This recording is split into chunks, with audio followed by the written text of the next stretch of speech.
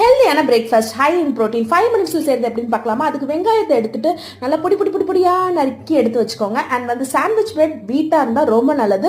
And வந்து நான் ஒரு சட்னி வந்து கார்லிக் அண்ட் மிளகா பொடியை அரைச்சி வச்சிருக்கேன். நீங்கள் அப்படி இல்லை அப்படின்னா குட்டி குட்டியாக கார்லிக்கு கட் பண்ணி அதில் மிளகாத்தூள் போட்டு வச்சுக்கோங்க. அண்ட் மின்ட் சட்னி, முக்கியமானது பன்னீர் வந்து உங்களுக்கு எவ்வளோ தேவையோ அவ்வளோத்தையும் வந்து நல்லா துருவி எடுத்துக்கோங்க.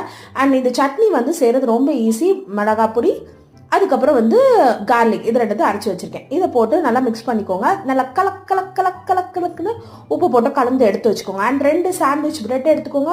அதில் ஒரு பக்கம் வந்து மின்ட் சட்னியை உங்களுக்கு ருசிக்கு ஏற்ப தடவி அதில் இன்னொன்றில் வந்து நல்லா லோட்ஸ் ஆஃப் பன்னீர், இதுக்கு பதிலாக எக்கு கூட வைக்கலாம், ரொம்பவே நல்லா இருக்கும். அண்ட் தோசைக்கல்ல கொஞ்சமாக ஆயில் விட்டு மேலே நல்லா வந்து ஒரு வெயிட் வச்சுருங்க. அப்போ தான் வந்து நல்லா கிறிஸ்பியாகும்.